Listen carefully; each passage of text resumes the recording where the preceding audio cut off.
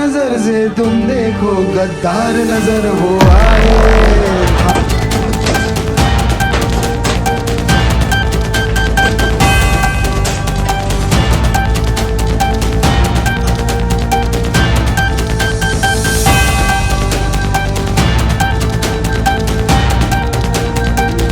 उनके बारे में अगर कोई भी आज ये एक लुक्खे ने बोला, कल कोई अगर बड़ा आदमी भी बोलेगा तो उसके घर पे भी हम जाएंगे और हमारा घर के बड़े को संभालना हमारा काम है, वो हम करेंगे। Stand up comedian Kunal Kamra पर सोमवार सुबह मुंबई के खार थाने में एफआईआर दर्ज की गई।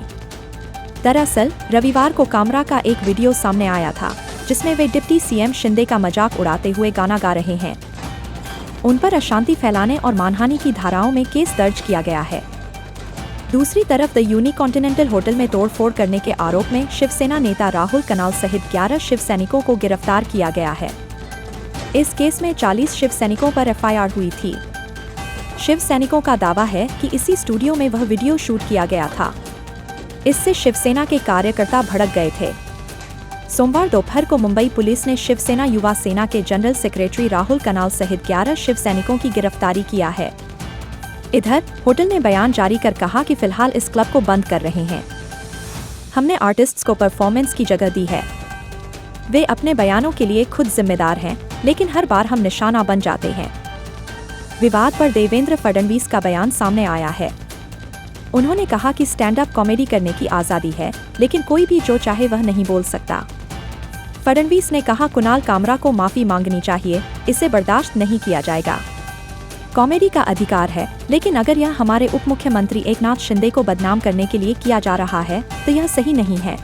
जो जिस प्रकार से स्टैंड अप कॉमेडियन कामरा इन्होंने एक गीत के माध्यम से महाराष्ट्र के पूर्व मुख्यमंत्री और विद्यमान उप मुख्यमंत्री श्री एकनाथ शिंदे जी को अपमानित करने का प्रयास किया है, ये गलत है। हम इसकी निंदा करते हैं। ऐसी चीजों को सहन नहीं किया जा सकता। कामरा को मालूम होना चाहिए कि 2024 के चुनाव में जनता ने निर्णय कर दिया है कौन गद्दार है कौन खुद्दार है, और स्वर्गीय शिवसेना प्रमुख हिंदू हृदय सम्राट बाला साहब ठाकरे जी की विरासत ये शिंदे जी के पास है। इस पर जनता की मोहर लगी है, तो कोई स्टैंड अप कॉमेडियन खड़ा रहकर इस प्रकार से उनको गद्दार नहीं कह सकता। जनता ने दिखा दिया, जिन्होंने गद्दारी की, जिन्होंने बाला साहब ठाकरे के विचारों से गद्दारी की, उनको घर भेजने का काम ये जनता ने किया हुआ है। और मैं ये मानता हूं कि कॉमेडी करने का भी अपना अधिकार है, व्यंग कसने का भी अधिकार है। हमारे ऊपर भी चाहे जितना व्यंग कसिए, इसमें कोई किसी को दर्द नहीं है, लेकिन अगर जानबूझकर अपमानित करने का और इस प्रकार से इतने बड़े नेताओं को बदनाम करने का काम अगर कोई करेगा तो मुझे ऐसा लगता है कि उसको सहन नहीं किया जाएगा। उस पर जो भी कानूनन कार्रवाई है वो कार्रवाई की जाएगी। बिल्कुल कुणाल कामरा इन्होंने माफी मांगनी चाहिए। वो जिस प्रकार से संविधान का फोटो दिखाकर ट्वीट कर रहे हैं, ये वही लाल संविधान है जो राहुल गांधी दिखाते हैं।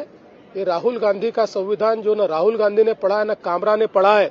ऐसे संविधान का फोटो निकालकर आपकी गलती को आप लेजिटिमेट नहीं कर सकते, क्योंकि इसी संविधान ने यह कहा है कि हर एक की स्वतंत्रता ये अक्षुण्ण है, लेकिन उस पर मर्यादा भी है। जब वो दूसरे की स्वतंत्रता पर आक्रमण करती है तो ऐसी स्वतंत्रता पर मर्यादाएं भी आती है।